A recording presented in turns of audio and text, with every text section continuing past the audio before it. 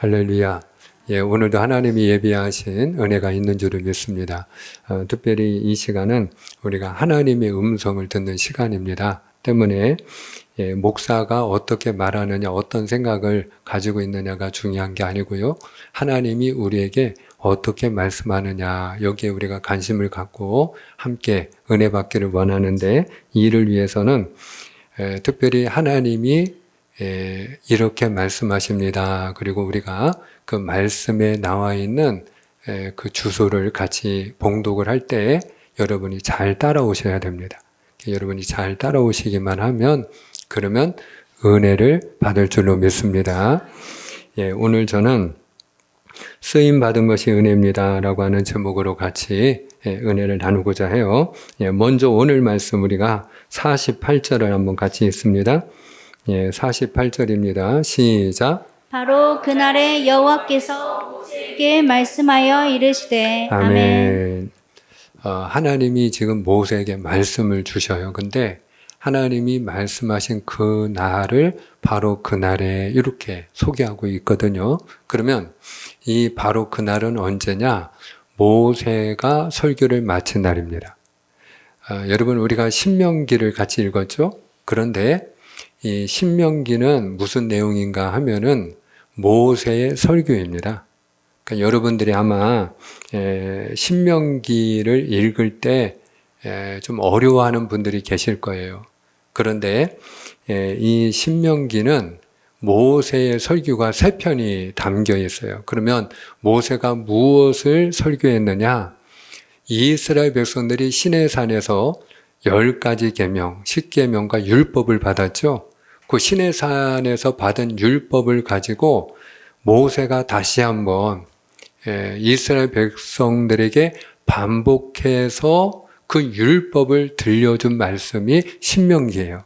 그래서 이 신명기가 듀테로노미인데 이것은 제2의 율법 이런 뜻입니다. 오늘 모세가 시내산의 율법을 다시 한번 이스라엘 백성들에게 가르치고 그리고 말씀을 전한 바로 그날에 그가 설교를 다 마친 그날에 하나님이 모세에게 말씀을 하시는 거예요. 그런데 오늘 하나님이 모세에게 주신 말씀은 뭐냐? 느보산으로 올라가라 하는 거예요. 느보산으로 올라가라. 그러면 하나님이 모세에게 느보산으로 올라가라고 하시는 이유는 뭐냐? 2가지 이유가 있어요. 첫 번째는 죽으러 올라가라 하는 거예요. 죽으러 올라가라. 이제 너는 여기까지다. 그리고 하나님의 이제 부름을 받고 그가 죽어서 자기 조상들에게로 돌아가기 위하여 올라가라는 거예요. 그러니까 느보산이 어떤 곳이냐? 모세의 무덤이 되는 곳이에요. 그러니까 죽으러 가는 거예요. 죽으러. 올라가라. 거기 가서 죽어라. 이 얘기예요. 또 하나는 왜 올라가라고 하느냐? 가나안 땅을 보여주시기 위함이에요. 가나안 땅을. 그가 비록 들어가지는 못하지만 내가 너의 후손에게 줄 땅, 너희의 백성에게 줄 땅을 내가 너에게 보게는 해줄게. 그래서 그 가나안 땅을 이렇게 요단강을 끼고 맞은편에 가나안 땅이 보이는데 그 느보산 높은 곳에 가나안 땅 맞은편 느보산 높은 곳에 올라가서 바라보라 하는 거예요. 여기서 중요한 건 뭐냐? 모세가 가나안 땅에는 들어간다, 못 들어간다? 들어가지는 못하고 바라보기만 하고 죽는다 하는 거예요. 자, 그러면 여러분 모세가 40년 동안 광야에서 이스라엘 백성들을 인도했잖아요. 근데 모세가 인도한 이스라엘 백성들이 어떤 백성들이에요? 하루가 멀다 하고 원망하고 대적하고 모세가 얼마나 마음고생하고 그가 그 백성들 때문에 얼마나 여러분 고생을 많이 했습니까? 자, 그런데 그 모세도 자기 백성들과 함께 어디 가고 싶어서 출애굽한 거예요? 가나안 땅. 그 가나안 땅이 그의 목표예요. 그 가나안 땅 들어가려고 애굽 땅을 나온 것이고 그 광야 생활 40년을 한 것이거든요. 자, 그런데 하나님이 내가 너 보여는 주는데 들어가지는 못한다 이렇게 말씀하시는 거예요. 물론 이유는 있어요. 그가 그 시간을 조금 뒤로 돌리면 무리바라고 하는 곳에서 하나님이 이스라엘 백성들에게 반석에서 물이 내게 하라 이렇게 말씀하셨는데 그 백성들이 하루가 멀다 하고 왜 우리를 애굽에서 데려와가지고 이 고생시키고 이 광야에서 죽게 하느냐, 애굽에 매장지가 없어 우리를 이곳에 묻으려고 우리를 끌고 왔느냐 막 이러면서 억지 소리를 하고 원망을 하고 대적을 하고 이러니까 여러분 이것도 하루 이틀이지 40년을 들어보세요. 여러분 성경에 모세와 같이 지면에 온유한 자가 없더라 이렇게 얘기를 해요. 그런데 모세가 처음으로 화를 내요. 근데 화를 낸 게 문제가 아니고 그가 이제 화가 난 나머지 하나님께 영광을 돌려야 되는데 하나님의 영광을 드러내는 게 아니고 우리가 너희를 위하여 물을 내랴 그러면서 반석을 2번 내리칩니다. 여러분 물을 주시는 분이 하나님이에요, 모세예요? 하나님이시잖아요. 그 물이 없는 광야에서 지금까지 마실 물을 주신 분이 하나님이시잖아요. 그럼 오늘도 하나님이 지금까지 너희에게 마실 물을 주신 것처럼 오늘도 이 반석에서 물이 나게 하여 주시리라. 그리고 너희가 왜 두려워하고 염려하느냐, 왜 원망하느냐, 왜 하나님을 믿지 못하느냐 그러고 하나님을 증거하고 하나님께 영광을 돌리고 하나님이 하시는 일을 드러냈어야 되는데 모세가 마치 지금까지 40년 동안 누가 책임지고 자기가 책임지고 그들이 먹고 마실 걸 다 준 것처럼 오늘도 우리가 물을 내랴 이 한마디 했단 말이에요. 그러니까 하나님이 얼마나 실망하셨는지 모세야 됐다 너 여기까지다 그러신 거 아니겠어요? 자 근데 그렇다 할지라도 모세 입장에서는 서운할까요 안 할까요? 응? 내가 처음으로 하나님 앞에 내가 잘못한 건데 그래도 그렇지 하나님 내가 지난 40년 동안 고생하면서 내가 사모하고 들어가고 싶은 곳이 가나안 땅인데 그것 때문에 못 들어간다고 하는 게 말이나 됩니까? 그리고 하나님 앞에 원망할 수 있고 그가 서운해할 수 있죠. 근데 오늘 여러분 원망했다는 말이 있어요 없어요? 없어요. 모세가 한마디도 원망을 하지 않아요. 그가 순순히 그냥 죽으러 올라갑니다. 느부산에 올라갑니다. 그러면 모세가 원망하지 않은 걸 어떻게 알 수 있을까? 여러분 2가지를 우리가 생각하면 그 근거를 우리가 보면 알 수 있는데 첫 번째로 오늘 우리가 신명기 32장을 읽었잖아요. 근데 그 신명기 32장 그 바로 전에 어떤 이야기가 나오냐면 모세가 이스라엘이 12지파잖아요. 그 지파 하나하나 이름을 불러가면서 다 축복을 해요. 내 마음속에 만약에 서운한 감정, 원망하는 마음이 있다면 축복이 나올까요? 안 나올까요? 안 나오죠. 서운한 마음이 없으니까 그가 자기 백성을 한 지파 축복하는 거예요. 왜? 자기 때가 이제 가까운 걸 아니까, 자기 때가 다 된 걸 아니까 자기가 하나님 앞에서 이제 조상에게 돌아가기 전에 그 지파들을 하나하나 이름을 불러가며 축복해요. 여러분, 또 하나 중요한 근거가 있어요. 그가 원망하지 않은 것을 우리가 알 수 있는 정확한 근거. 그것이 무엇인가 하면요.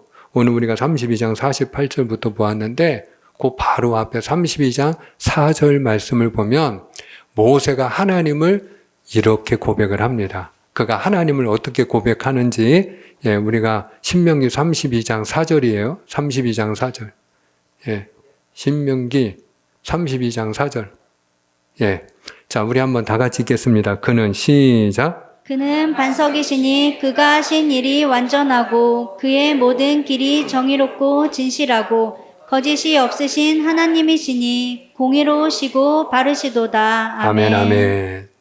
지금 모세가 여러분 같은 장이에요. 모세가 하나님이 너 이제 느부산에 올라가서 너 이제 죽어야겠다 이 얘기 하시는 거거든요.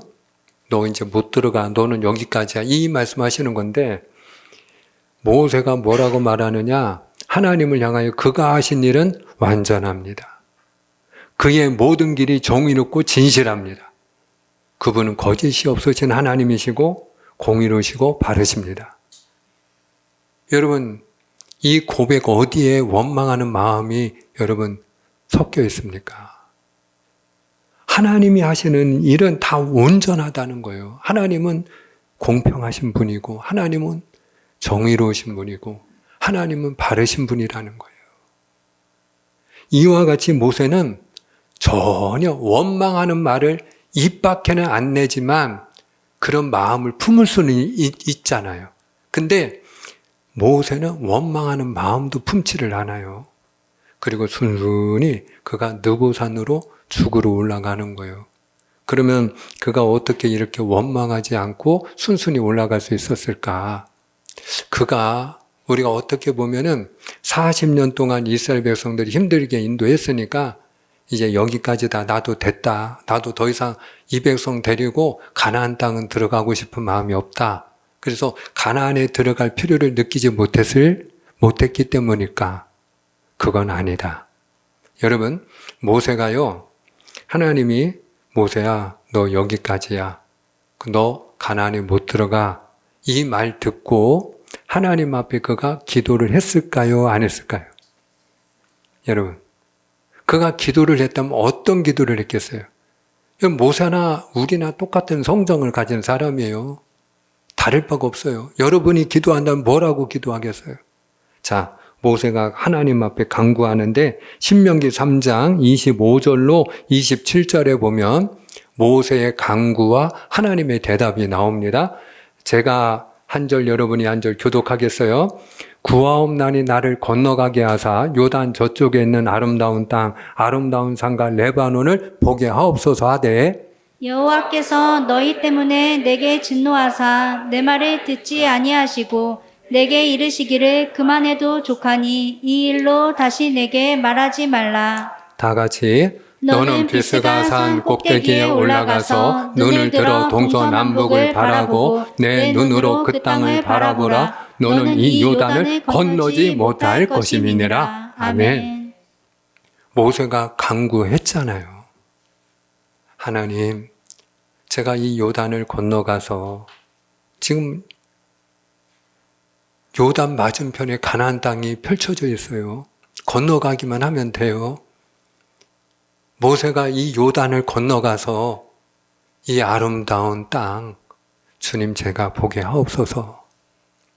그냥 눈으로만 보는 게 아니고 건너가서 보게 하옵소서. 저는 어떤 면에서 이 애절함이 느껴져요. 건너가서 하나님 제가 제발 건너가서 보게 하옵소서. 건너가고 싶어요. 건너가고 싶었어요. 모세는.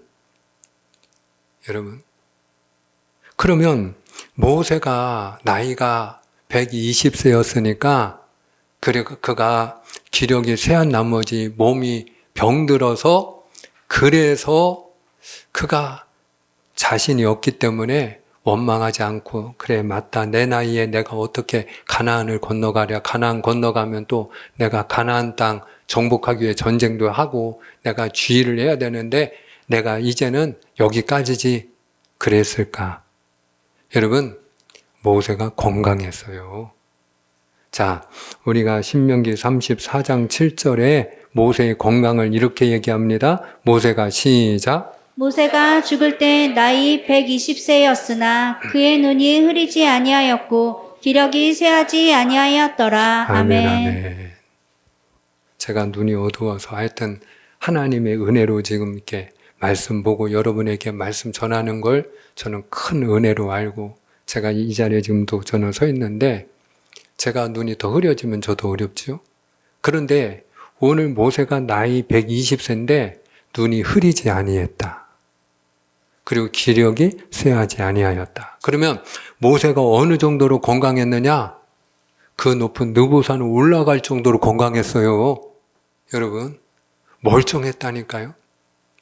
자, 그러면 이렇게 가나안 땅을 요단을 건너 가나안 땅에 들어가고 싶은 소원이 강렬했고, 그리고 몸도 멀쩡하고 건강했던 그 모세가 어떻게 원망 한마디 하지 않고 하나님이 너 여기까지다, 됐다, 다시는 말하지 말라, 그냥 보기만 해라, 그리고 올라가라는데도 여러분 원망하지 않을 수 있었을까? 어떻게 순순히 순종할 수 있었을까? 자, 그 이유를 저는 두 가지 같이 나누고자 해요. 그 이유 두 가지. 그 첫 번째 이유는 뭐냐?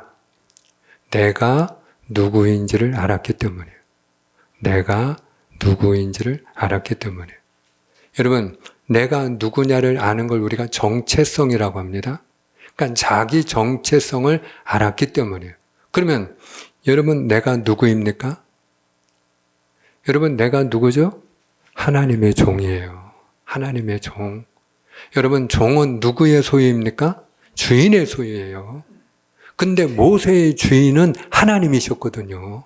모세는 하나님의 종이었거든요. 모세는요, 한순간도 내가 하나님의 종이라는 사실을 망각한 적이 없어요. 그러니까 나는 하나님의 종이니까, 나는 하나님의 소유이니까, 하나님이 여기까지라고 하면 여기까지인 거예요. 여러분, 이것을 철저하게 믿음으로 고백했던 또 다른 한 사람이 누군지 아세요? 사도 바울이에요. 사도 바울. 사도 바울이 로마서 14장 8절에서 이렇게 고백을 합니다. 자, 로마서 14장 8절 다 같이 시작. 우리가 살아도 주를 위하여 살고 죽어도 주를 위하여 죽나니 그러므로 사나 죽으나 우리가 주의 것이로다. 아멘, 아멘. 사도 바울이요, 편지를 많이 썼잖아요. 근데 그 복음의 편지를 많이 썼는데 그때마다 자기를 뭐라고 소개할게요?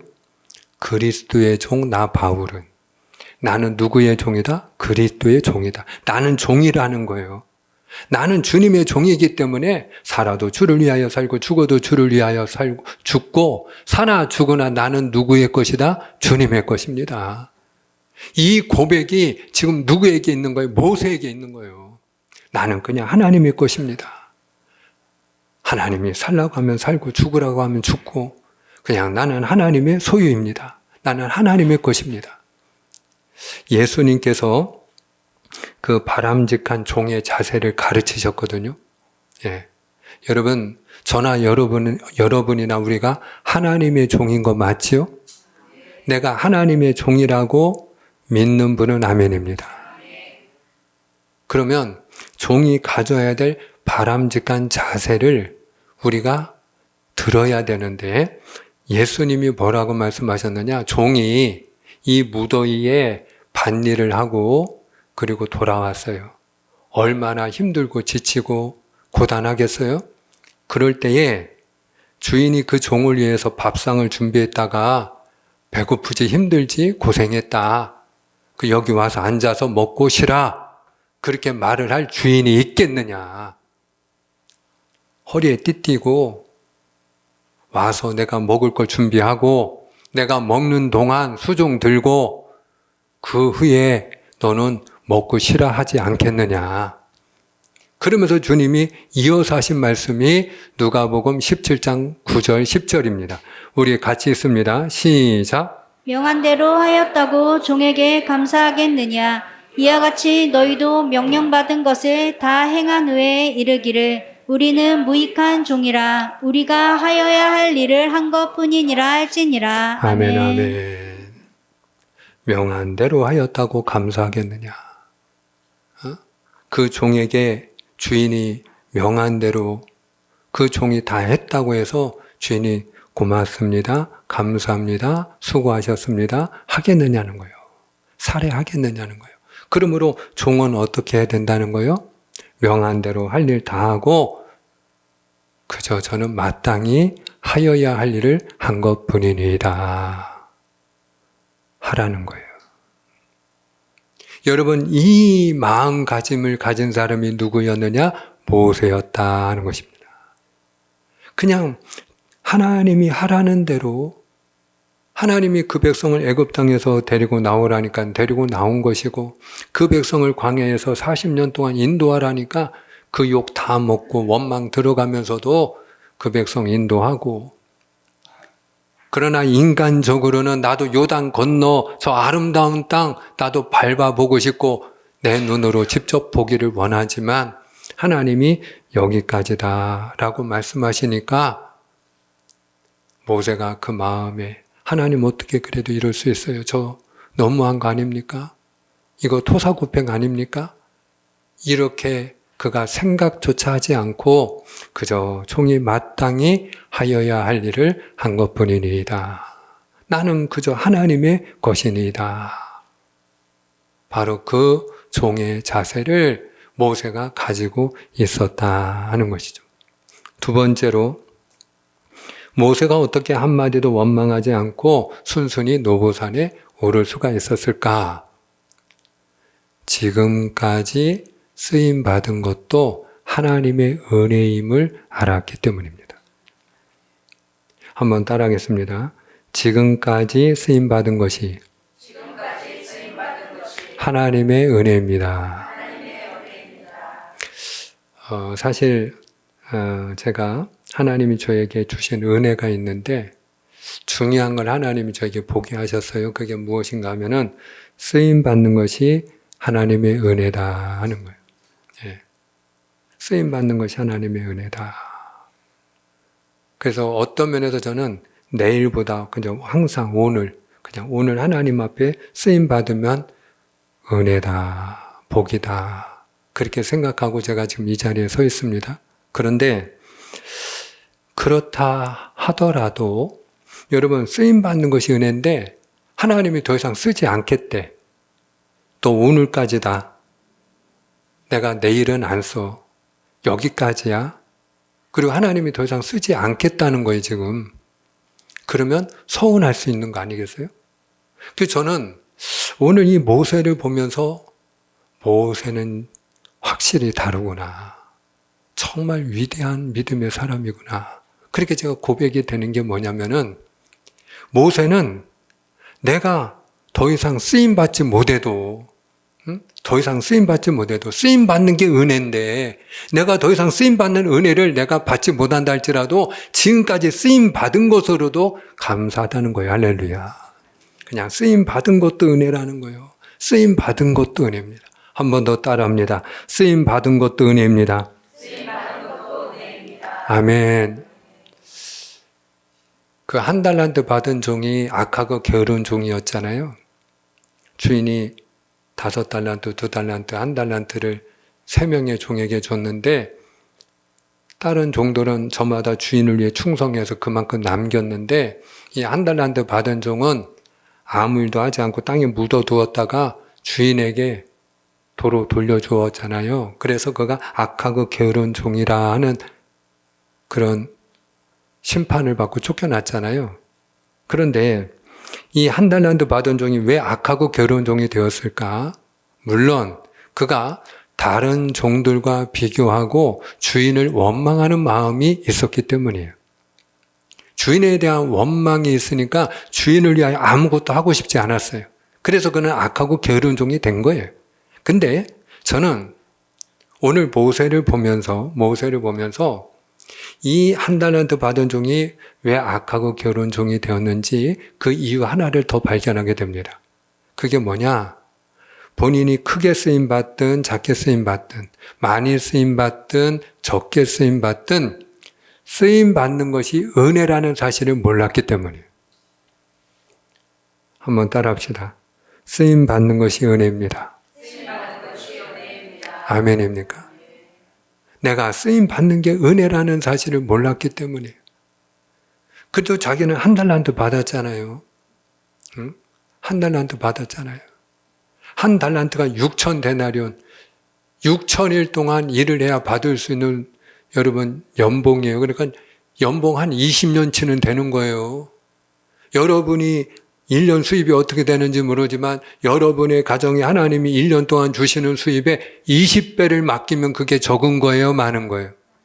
여러분, 그걸 맡기고 그리고 그걸 관리하라고 한 건데 그걸 적게 생각한 거예요. 그것도 맡기지 않은 종들이 있잖아요. 그나마 쓰임받지 못하는 종들도 있잖아요. 여러분, 우리가 누구라고 했죠? 하나님의 종. 한번 따라합시다. 제가 하나님의 종입니다.